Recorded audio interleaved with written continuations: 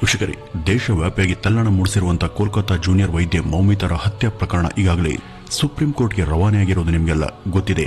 ತನ್ನ ಮೊದಲನೇ ಹಿಯರಿಂಗ್ನಲ್ಲಿ ಇದರ ಸ್ಟೇಟಸ್ ಸಬ್ಮಿಟ್ ಮಾಡುವಂತೆ ಸುಪ್ರೀಂ ನ್ಯಾಯಾಲಯ ಸಿಬಿಐಗೆ ಆದೇಶಿಸಿತ್ತು. ಸಿಬಿಐ ಈಗಾಗಲೇ ತನಿಖೆಯನ್ನು ನಡೆಸಿ ತನ್ನ ಮೊದಲ ಸುತ್ತಿನ ವರದಿಯನ್ನ ಕೋರ್ಟ್ಗೆ ಕೊಟ್ಟಿದೆ. ಈ ಒಂದು ವರದಿಯಲ್ಲಿ ಏನಿದೆ ಇದನ್ನು ನೋಡಿದಂತ ಸುಪ್ರೀಂ ಕೋರ್ಟ್ ಹೇಳಿದ್ದೇನು? ಸಿಬಿಐ ಕೊಟ್ಟಂತ ರಿಪೋರ್ಟ್ನ ಅನ್ವಯ ಕೋರ್ಟ್ ಆ ಆಸ್ಪತ್ರೆಯ ಮಾಜಿ ಮುಖ್ಯಸ್ಥರಾದಂತ ಸಂದೀಪ್ ರವರಿಗೆ ಕೇಳದಂತ ಪ್ರಶ್ನೆಗಳೇನು, ಹಾಗೂ ಇಲ್ಲಿ ಮುಖ್ಯ ಆರೋಪಿಯಾದಂತ ಸಂಜಯ್ ರಾಯ್ ಕೊಟ್ಟಂತ ಶಾಕಿಂಗ್ ಹೇಳಿಕೆಗಳೇನು ಅಂತ ಈ ಮುಂದೆ ತಿಳಿದ ಹೋಗೋಣ ಬನ್ನಿ ವೀಕ್ಷಕರೇ. ಸುಪ್ರೀಂ ಕೋರ್ಟ್ ಈ ಒಂದು ಪ್ರಕರಣದ ಚರ್ಚೆಗೆ ಅಂತಾನೆ ಪ್ರತ್ಯೇಕ ಬೆಂಚ್ ಒಂದನ್ನು ನೇಮಿಸಿದೆ. ಅದನ್ನ ಸುಪ್ರೀಂ ಕೋರ್ಟ್ನ ಚೀಫ್ ಜಸ್ಟಿಸ್ ಆದಂತಹ ಡಿ.ವಿ. ಚಂದ್ರಚೂಡ್ ಅವರು ಲೀಡ್ ಮಾಡ್ತಿದ್ದಾರೆ. ಇವ್ರ ಜೊತೆ ಇವರ ಸಹಯೋಗಕ್ಕಾಗಿ ಜಸ್ಟಿಸ್ ಪಾರ್ಥಿವಾಲಾ ಹಾಗೂ ಮನೋಜ್ ಮಿಶ್ರಾ ಕೂಡ ಇದ್ದಾರೆ. ಇನ್ನು ಈ ಒಂದು ಕೇಸ್ ವೆಸ್ಟ್ ಬೆಂಗಾಲ್ ಹಾಗೂ ಸಿಬಿಐಗಳ ನಡುವೆ ನಡೀತಾ ಇದೆ. ಕಪಿಲ್ ಸಿಬಾಲ್ ಎಂಬ ಮುಖ್ಯ ನ್ಯಾಯವಾದಿಗಳ ಜೊತೆ ಅವರ 21 ಜನ ಲಾಯರ್ಸ್ಗಳು ಕೂಡ ಇದರಲ್ಲಿದ್ದಾರೆ. ಹಾಗೂ ಸಿಬಿಐನಲ್ಲಿ ಅದರ ಸಾಲಿಸಿಟರ್ ಮೇಜರ್ ತ್ರಿಶಾಲ್ ಮೆಹ್ತಾ ಹಾಗೂ ಅವರ 5 ಜನ ಲಾಯರ್ಗಳ ತಂಡ ಭಾಗಿಯಾಗಿದೆ. ಇನ್ನು ಸುಪ್ರೀಂ ಕೋರ್ಟ್ನ ಈ ಇಡೀ ಘಟನೆ ಬಗ್ಗೆ ಸ್ಥೂಲ ವರದಿ ಒಪ್ಪಿಸೋದಕ್ಕೆ ಸಿಬಿಐ ಹಾಗೂ ವೆಸ್ಟ್ ಬೆಂಗಾಲ್ನ ಪೊಲೀಸ್ ಈ ಇಬ್ಬರಿಗೂ ಕೂಡ ಆದೇಶಿಸಿತ್ತು. ಈ ಒಂದು ಆದೇಶದಂತೆ ಅವೆರಡೂ ಕೂಡ ತಮ್ಮ ರಿಪೋರ್ಟ್ ಅನ್ನ ಇತ್ತೀಚೆಗೆ ಸುಪ್ರೀಂನ ಜಸ್ಟಿಸ್ಗಳಿಗೆ ಒಪ್ಪಿಸಿದ್ದಾರೆ. ಈ ಎರಡು ವರದಿಗಳ ಅಧ್ಯಯನ ಮಾಡದಂತ ನ್ಯಾಯಾಧೀಶರು ಸಿಬಿಐ ಹಾಗೂ ಪೊಲೀಸ್ಗೆ ಕೆಲ ಗಂಭೀರ ಪ್ರಶ್ನೆಗಳನ್ನ ಮುಂದಿಟ್ಟಿದ್ದಾರೆ. ಹಾಗೂ ಅದು ಆ ವರದಿ ಅನ್ವಯ ಕೆಲ ಮುಖ್ಯ ಸಂಗತಿಗಳತ್ತ ಬೊಟ್ಟನ್ನ ಮಾಡಿದೆ. ಅದು ಪೊಲೀಸರಿಗೆ ಕೇಳದಂತ ಮೊದಲ ಪ್ರಶ್ನೆ ಏನು ಅಂದ್ರೆ, ಈ ಒಂದು ಪ್ರಕರಣದ ಎಫ್ಐಆರ್ ಅನ್ನು ದಾಖಲು ಮಾಡೋದಕ್ಕೆ ಯಾಕೆ ಅವರು ತಡ ಹಾಗೂ ಅಲಕ್ಷ್ಯ ಮಾಡಿದ್ರು ಅಂತ ಕೇಳಿತ್ತು. ನಾವು ಈ ಬಗ್ಗೆ ನಿನ್ನೆ ಚರ್ಚೆ ಮಾಡದಂತೆ ಕೋಲ್ಕತ್ತಾ ಪೊಲೀಸ್ ಎಫ್ಐಆರ್ ಅನ್ನು ದಾಖಲು ಮಾಡೋದಕ್ಕೆ 16 ಅಥವಾ 17 ಗಂಟೆ ತಡ ಮಾಡಿತ್ತು. ಘಟನೆ ನಡೆದಂತ ಅರ್ಧ ಗಂಟೆಯಲ್ಲ ಅವರಿಗೆ ಈ ಬಗ್ಗೆ ಸುದ್ದಿ ಸಿಕ್ಕಿದ್ರು ಕೂಡ ಅವರು ಇಷ್ಟು ಅಲಕ್ಷ್ಯ ಮಾಡೋದಕ್ಕೆ ಕಾರಣನೇ ಇರಲಿಲ್ಲ. ಅದು ಕೂಡ ಈ ಮೌಮಿತಾರ ತಂದೆಯ ಒತ್ತಾಯದ ಬಳಿಕ ಅಷ್ಟೇ ಅವರು ಎಫ್ಐಆರ್ ಅನ್ನ ದಾಖಲು ಮಾಡಿದ್ದು. ಇಂಥ ದಿವ್ಯ ನಿರ್ಲಕ್ಷ್ಯವನ್ನ ತನ್ನ 30 ವರ್ಷಗಳ ಸರ್ವಿಸ್ ನಲ್ಲಿ ನಾನು ಕೇಳಿಲ್ಲ ಅಂತ ಜಸ್ಟಿಸ್ ಪಾರ್ಥಿವಾಲಾ ಹೇಳಿದ್ರು. ಇನ್ನು ಈ ಒಂದು ಕೇಸ್ನಲ್ಲಿ ನಡೆದಂತ ಶವದ ಮರಣೋತ್ತರ ಪರೀಕ್ಷೆ ಬಗ್ಗೆ ಕೂಡ ಜಡ್ಜ್ಗಳು ಸೀರಿಯಸ್ ಆದ್ರು. ಆಗಸ್ಟ್ 9ನೇ ತಾರೀಕು ಸಂಜೆ ಸುಮಾರು 6 ಗಂಟೆ 10 ನಿಮಿಷಕ್ಕೆ ನಡೆಯಬೇಕಿದ್ದಂತ ಮರಣೋತ್ತರ ಪರೀಕ್ಷೆ ಬೆಳಗ್ಗೆ 11 ಗಂಟೆ ಸುಮಾರಿಗೆ ನಡೆದಿದೆ. ಹಾಗೂ ಪೊಲೀಸ್ ಜನರಲ್ ಡೈರಿಯಲ್ಲಿ ಇದು ಅಸಹಜ ಸಾವು ಅಂತ ವರದಿ ಮಾತ್ರ ನಮೂದಾಗಿದೆ. ಯಾವುದೇ ಅಸಹಜ ಸಾವು ನಡೆದಾಗ ಮಾತ್ರ ಅಲ್ಲಿ ಮರಣೋತ್ತರ ಪರೀಕ್ಷೆ ನಡೆಯಬೇಕು, ಆದ್ರೆ ಅದರ ಡೆತ್ ರೆಕಾರ್ಡ್ ಮಾಡುವಂತ ಅಗತ್ಯ ಇರೋದಿಲ್ಲ. ಆದ್ರೆ ಇಲ್ಲಿ ಮೌಮಿತಾರ ಮರಣೋತ್ತರ ಪರೀಕ್ಷೆ ನಡೆದ ನಂತರ ಕೂಡ ಅದರ ಡೆತ್ ರೆಕಾರ್ಡ್ ಯಾಕೆ ಮಾಡಿದ್ರು ಅಂತ ಗೊತ್ತಿಲ್ಲ. ಹಾಗೂ ಇಲ್ಲಿ ಕೋಲ್ಕತ್ತಾ ಎಸಿಪಿ ಅವರ ನಡೆ ವರ್ತನೆ ಕೂಡ ತುಂಬಾ ಅನುಮಾನಗಳಿಗೆ ಎಡೆ ಮಾಡಿಕೊಟ್ಟಿದೆ. ಅವರು ಇಂಥ ಗಂಭೀರ ಪ್ರಕರಣದಲ್ಲಿ ಸರಿಯಾದ ತನಿಖೆಯನ್ನ ಮಾಡುವಲ್ಲಿ ಸೋತಿದ್ದಾರೆ ಅಂತ ಮೀಡಿಯಾಗಳು ಹೈಲೈಟ್ ಮಾಡ್ತಿವೆ. ಈ ಒಂದು ಕೇಸ್ನ ಡೀಟೇಲ್ಸ್ ಅನ್ನ ಅಲ್ಲಿ ಪೊಲೀಸ್ ಖಚಿತವಾಗಿ ಮಾಡಿಲ್ಲ, ಅದರ ಎಂಟ್ರಿಯನ್ನು ಕೂಡ ಸರಿಯಾಗಿ ನಮೂದಿಸಿಲ್ಲ, ಅಥವಾ ಅವರು ಬರೆದಿರುವಂತಹ ವಿವರ ಅಪೂರ್ಣ. ಹೀಗಾಗಿ ಮುಂದಿನ ಹಿಯರಿಂಗ್ ನಲ್ಲಿ ಅವರು ಈ ಒಂದು ಕೇಸ್ ಎಂಟ್ರಿಯ ಬಗ್ಗೆ ಸ್ವತಃ ತಾವೇ ಕೋರ್ಟ್ ಕಡೆಗೆ ಬಂದು ವರದಿಯನ್ನು ಕೊಡಬೇಕು ಅಂತ ಕೋರ್ಟ್ ಸೂಚನೆ ಕೊಟ್ಟಿದೆ. ಇನ್ನು ಈ ಒಂದು ಕೇಸ್ ವಿವರವನ್ನು ಸರಿಯಾಗಿ ದಾಖಲಿಸದೆ ಇದರ ಕ್ರೈಮ್ ಸೀನ್ ಕೂಡ ಕೆಡುವಂತೆ ಪೊಲೀಸ್ ಅವಕಾಶ ಮಾಡಿಕೊಟ್ಟಿದ್ದಾರೆ. ಹಾಗೂ ಘಟನೆ ನಡೆದಂತ 18 ಗಂಟೆ ಬಳಿಕ ಬಹಳ ತಾತ್ಸಾರದಿಂದ ಅವರು ಸ್ಥಳಕ್ಕೆ ಬಂದಿದ್ದಾರೆ. ಇಷ್ಟು ಸಮಯದಲ್ಲಿ ಕ್ರೈಮ್ ಸೀನ್ ಅನ್ನು ಯಾವ ರೀತಿ ಬೇಕಾದರೂ ಬದಲಾಯಿಸೋದಕ್ಕೆ ಅವಕಾಶ ಇರುತ್ತೆ. ಹಾಗೂ ಇಲ್ಲಿ ಮುಖ್ಯ ಸಾಕ್ಷ್ಯ ನಾಶ ಆಗುವಂತ ಸಾಧ್ಯತೆ ಕೂಡ ಹೆಚ್ಚಿರುತ್ತೆ.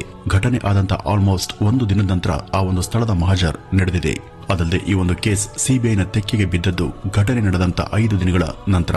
ಈ ಒಂದು ಅವಧಿಯಲ್ಲಿ ಕ್ರೈಮ್ ಸೀನ್ ನಲ್ಲಿರುವಂತಹ ಮುಖ್ಯ ಸಾಕ್ಷ್ಯಗಳು ಮಾಯ ಆಗಿರಬಹುದಂತ ಸಾಧ್ಯತೆ ಬಹುತೇಕ ಸ್ಪಷ್ಟ ಇದ್ರೂ ಕೂಡ ಸಿಬಿಐನ ವರದಿಯಂತೆ ಅಲ್ಲಿ ಯಾವುದೇ ಬದಲಾವಣೆ ಆಗಿರಲಿಲ್ಲ. ಸ್ಥಳದ ಮಹಜರ್ ಯಥಾಸ್ಥಿತಿಯಲ್ಲೇ ರಿಜಿಸ್ಟರ್ ಆಗಿದೆ ಅಂತ ಅವರು ಹೇಳಿದ್ರು. ಇನ್ನು ಈ ಆಸ್ಪತ್ರೆಯ ಮುಖ್ಯಸ್ಥರಾದಂತ ಸಂದೀಪ್ ಘೋಷ್ ಯಾಕೆ ಈ ಕೇಸ್ ಬಗ್ಗೆ ಎಫ್ಐಆರ್ ಅನ್ನು ದಾಖಲಿಸಿಲ್ಲ ಹಾಗೂ ಅವರನ್ನ ತನಿಖೆ ಮಾಡದೆ ಈ ಕೇಸ್ ನಡೆದಂತ ಬೆನ್ನಲ್ಲೇ ಅವರನ್ನ ಬೇರೆ ಕಡೆ ವರ್ಗ ಮಾಡೋದಕ್ಕೆ ಕಾರಣ ಏನು ಅಂತ ಜಸ್ಟಿಸ್ ಪ್ರಶ್ನೆ ಮಾಡಿದ್ದಾರೆ. ಅದಲ್ಲದೆ ಇದು ಗುಂಪು ಅತ್ಯಾಚಾರ ಅನ್ನೋದು ಗೊತ್ತಿದ್ರೂ ಕೂಡ ಯಾವುದೇ ವರದಿಯಲ್ಲೂ ಇದು ಗ್ಯಾಂಗ್ನಿಂದ ಆದಂತ ಕೃತ್ಯ ಎಂಬ ಅಂಶವನ್ನ ನಮೂದಿಸಿಲ್ಲ. ಕೇಳಿದ್ರೆ ಈ ಬಗ್ಗೆ ತಮಗೆ ಯಾವುದೇ ಸಾಕ್ಷ್ಯ ಸಿಕ್ಕಿಲ್ಲ. ಹೀಗಾಗಿ ಇದು ಕೇವಲ ಒಂದು ಊಹೆ ಅಥವಾ ಥಿಯರಿ ಮಾತ್ರ. ಆದ್ರಿಂದ ಅದನ್ನ ವರದಿಯಲ್ಲಿ ಪರಿಗಣಿಸಲು ಬರಲ್ಲ ಅಂತ ಸಿಬಿಐ ಹಾಗೂ ಇತರರು ಹೇಳ್ತಿದ್ದಾರೆ. ಇನ್ನು ಆಕೆಯ ದೇಹದ ಒಳಗೆ ಹಾಗೂ ಹೊರಗಡೆ ಸುಮಾರು 151 ಮಿಲಿಗ್ರಾಂನಷ್ಟು ಪುರುಷ ಸೆಮೆನ್ ಪತ್ತೆಯಾದ ಬಗ್ಗೆ ಎಲ್ಲಾ ಕಡೆ ನ್ಯೂಸ್ ಕೂಡ ವೈರಲ್ ಆಗಿತ್ತು.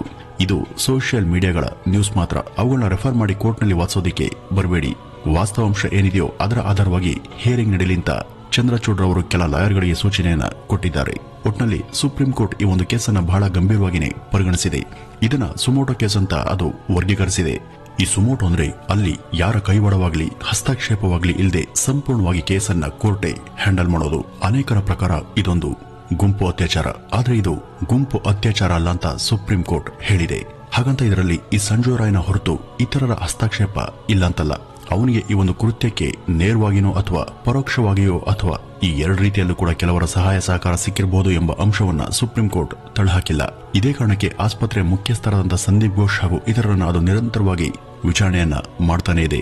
ಮಹಿಳಾ ವೈದ್ಯ ಹತ್ಯೆ ನಡೆದಾಗ ಅವರೆಲ್ಲಿದ್ರು, ಆ ಸುದ್ದಿ ಬಂದ ತಕ್ಷಣ ಅವರೇನ್ ಮಾಡಿದ್ರು, ಯಾವ ರೀತಿಯ ಆಕ್ಷನ್ ತೆಗೆದುಕೊಂಡ್ರು, ಹಾಗೂ ಸುದ್ದಿ ಬಂದ ನಂತರ ಸಂದೀಪ್ ತಾವೆಲ್ಲಿಗೆ ಹೋದ್ರು, ಈ ಸಾವು ನಡೆದ ನಂತರ ಅವರು ಅಲ್ಲಿಗೆ ಬಂದು ಅದರ ಸತ್ಯಾಸತ್ಯತೆಯನ್ನು ಪರಿಶೀಲಿಸಿದ್ರ, ಆಸ್ಪತ್ರೆಯ ಮುಖ್ಯಸ್ಥರಾಗಿ ಈ ಒಂದು ಘಟನೆ ಆದ ನಂತರ ಕೂಡಲೇ ಯಾಕೆ ಅವರು ಇದನ್ನ ಪೊಲೀಸ್ ಗಮನಕ್ಕೆ ತಂದು ಎಫ್ಐಆರ್ ಅನ್ನು ದಾಖಲಿಸಲಿಲ್ಲ, ಸಂಸ್ಥೆಯೊಂದರ ಹೆಡ್ ಆಗಿ ಈ ಒಂದು ಘಟನೆ ನಡೆದ ನಂತರ ಈ ಬಗ್ಗೆ ಅವರು ಸೂಕ್ತ ರೀತಿಯಲ್ಲಿ ಯಾಕೆ ಸ್ಪಂದಿಸಲಿಲ್ಲ, ಈ ಒಂದು ಕೇಸ್ ಬಗ್ಗೆ ಅವರು ಇಷ್ಟು ಉಡಾಫೆಯನ್ನು ತೋರಿದ್ದು ಯಾಕೆ, ಈ ಘಟನೆ ಸುದ್ದಿ ಬಂದ ನಂತರ ಸಂದೀಪ್ ತಾವು ಮೊದಲು ಯಾರ ಜೊತೆ ಮಾತನಾಡಿದ್ರು, ಅಪರಾಧಿಗಳನ್ನ ಅವರು ರಕ್ಷಣೆ ಮಾಡೋದಕ್ಕೆ ಮುಂದಾದ್ರ, ಅಪರಾಧಿಯಾದಂತ ಈ ಸಂಜಯ್ ರಾಯ್ಗೂ ಇವ್ರಿಗೂ ಏನ್ ಸಂಬಂಧ, ಅವನಿಗೂ ಇವ್ರಿಗೂ ಮೊದಲೇ ಪರಿಚಯ ಇತ್ತ, ಹಾಗೂ ಘಟನೆ ಆದಂತ ಜಾಗವನ್ನ ಪೊಲೀಸ್ ಮಹಾಜರ್ ಆಗೋವರೆಗೂ ಯಥಾಸ್ಥಿತಿಯಲ್ಲೇ ಬಿಡದೆ ಅದನ್ನ ರಿನೋವೇಟ್ ಮಾಡೋದಕ್ಕೆ ಸಂದೀಪ್ ಆದೇಶ ಮಾಡಿದ್ಯಾಕೆ, ಈ ಎಲ್ಲಾ ಪ್ರಶ್ನೆಗಳನ್ನು ಕೂಡ ಸುಪ್ರೀಂ ಕೋರ್ಟ್ ಅವರ ಮುಂದಿಟ್ಟಿದೆ.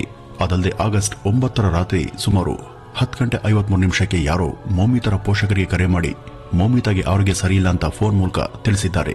ಹಾಗೂ ಅದೇ ರಾತ್ರಿ 11:20 ಸುಮಾರಿಗೆ ಅದೇ ವ್ಯಕ್ತಿಗಳಿಂದ ಮತ್ತೆ ಕರೆ ಬಂದಿದೆ. ಹಾಗೂ ಆಗ ಅವರು ಮೌಮಿತಾ ಆತ್ಮಹತ್ಯೆ ಮಾಡಿಕೊಂಡು ಸಾವನ್ನಪ್ಪಿದ್ದಾಳೆ ಅಂತ ಹೇಳಿದ್ದಾರೆ. ಈ ಕರೆ ಮಾಡಿದವರು ಯಾರು, ಆ 20 ನಿಮಿಷಗಳಲ್ಲಿ ಅಲ್ಲಿ ನಿಜಕ್ಕೂ ನಡೆದದ್ದೇನು, ಇಂಥ ಸಾಕಷ್ಟು ಅನುಮಾನಗಳು ಈ ಕೇಸ್ ಬಗ್ಗೆ ಹಾಗೇನೆ ಉಳಿದು ಹೋಗಿವೆ. ಸಂದೀಪ್ ಹಾಗೂ ಇತರ 4 ಜನ ವೈದ್ಯರ ಹೇಳಿಕೆಗಳು ಇಲ್ಲಿ ಸ್ಪಷ್ಟವಾಗಿಲ್ಲ. ಹೀಗಾಗಿ ಕೋರ್ಟ್ನ ಅನುಮತಿ ಮೇರೆಗೆ ಇವರೆಲ್ಲರ ಮೇಲೂ ಕೂಡ ಪಾಲಿಗ್ರಾಫ್ ಪರೀಕ್ಷೆ ನಡೆಸೋದಕ್ಕೆ ಆದೇಶ ಮಾಡಿದೆ. ಇವರು ಸುಳ್ಳು ಹೇಳ್ತಿದ್ದಾರಾ ಅಥವಾ ಸತ್ಯವನ್ನೇ ಹೇಳ್ತಿದ್ದಾರಾ ಅಂತ ಈ ಒಂದು ವರದಿ ಮೂಲಕ ಗೊತ್ತಾದ್ರೂ ಕೂಡ ಈ ಕೋರ್ಟ್ ಆ ವರದಿಯನ್ನ ಪರಿಗಣಿಸೋದಿಲ್ಲ. ಆದರೆ ಈ ಪರೀಕ್ಷೆಯಿಂದ ಸಿಗುವಂತ ವರದಿಯ ಅನ್ವಯ ಈ ಒಂದು ಕೇಸನ್ನ ಮುನ್ನಡೆಸೋದಕ್ಕೆ ಸಾಧ್ಯ ಆಗುತ್ತೆ. ಅದಲ್ಲದೆ ನಿನ್ನೆಯ ವಿಡಿಯೋದಲ್ಲಿ ನಾವು ಹೇಳಿದಂತೆ ಮುಖ್ಯ ಆರೋಪಿಯಾದಂತಹ ಸಂಜಯ್ ರಾಯ್ ಸೈಕಾಲಜಿಕಲ್ ಪರೀಕ್ಷೆ ಕೂಡ ನಡೆದು ಈ ಬಗ್ಗೆ ಭಯಖಚಿತ ವರದಿಗಳು ಹೊರಬಿದ್ದಿವೆ. ಅವನಲ್ಲಿ ಈ ಪ್ರಾಣಿಗಳಲ್ಲಿ ಇರುವಂತಹ ವ್ಯತಿರಿಕ್ತವಾದಂತಹ ಲೈಂಗಿಕ ಆಸಕ್ತಿ ಇರೋದು ಗಮನಕ್ಕೆ ಬಂದಿದೆ. ಹಾಗೂ ಅವನು ಅಶ್ಲೀಲ ವಿಡಿಯೋಗಳ ಅತಿಯಾದ ವೀಕ್ಷಣೆ ದುಶ್ಚಟವನ್ನು ಕೂಡ ರೂಢಿಸಿಕೊಂಡಿದ್ದ. ಆಗಸ್ಟ್ 8 ಕೆಲ ಸಿಸಿಟಿವಿ ದೃಶ್ಯಗಳಲ್ಲಿ ಸಂಜಯ್ ವೈದ್ಯದಂತಹ ಮೌಮಿತರನ್ನ ಗುರಾಯಿಸಿಕೊಂಡು ನೋಡ್ತಿರೋದು ಕೂಡ ಗೊತ್ತಾಗಿದೆ. ಇದ್ರ ಬಗ್ಗೆ ಕೇಳಿದಾಗ ಅವನು ಹೌದು, ತಾನು ಅವಳನ್ನ 2 ದಿನಗಳಿಂದ ಫಾಲೋ ಮಾಡ್ತಾನೆ ಇದೆ ಅಂತ ಹೇಳಿದ್ದಾನೆ. ಹಾಗೂ ಘಟನೆಯ ಬಗ್ಗೆ ನಡೆದ ಪ್ರತಿಯೊಂದನ್ನು ಕೂಡ ಮುಚ್ಚು ಮರೆಯದೆ ವಿವರವಾಗಿ ತಿಳಿಸಿದ್ದಾನೆ.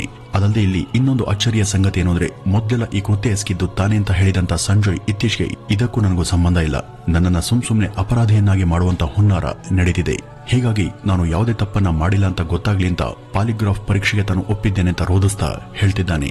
ಹೌದು, ಸಂಜಯನ ಮೇಲೂ ಕೂಡ ಪಾಲಿಗ್ರಾಫ್ ಪರೀಕ್ಷೆ ನಡೆಯಲಿ ಅಂತ ಕೋರ್ಟ್ ಆದೇಶ ಕೊಟ್ಟಿದೆ.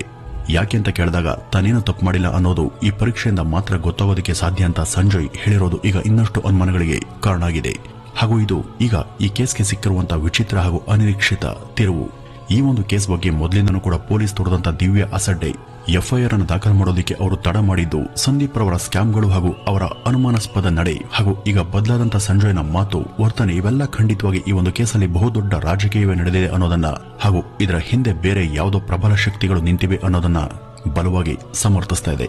ವೀಕ್ಷಕರೇ, ಈಗ ಮುಂದಿನ ಹಿಯರಿಂಗ್ ಸೆಪ್ಟೆಂಬರ್ 5 ಸಂಜಯ್ನ ಪಾಲಿಗ್ರಾಫ್ ವರದಿ ಏನ್ ಹೇಳುತ್ತೋ ಹಾಗೂ ಮುಂದೆ ಯಾವ ತಿರುವನ್ನ ಈ ಒಂದು ಕೇಸ್ ಪಡೆಯುತ್ತೆ ಅಂತ ಕಾದ್ ನೋಡಬೇಕು. ಇದಿಷ್ಟು ಈ ಒಂದು ಕೇಸ್ ಬಗ್ಗೆ ಇರುವಂತ ಹೊಸ ಅಪ್ಡೇಟ್ ಅಂತ ಹೇಳ್ತಾ ಈ ಒಂದು ವಿಡಿಯೋವನ್ನ ಇಲ್ಲಿಗೆ ಮುಗಿಸೋಣ. ನಮಸ್ಕಾರ.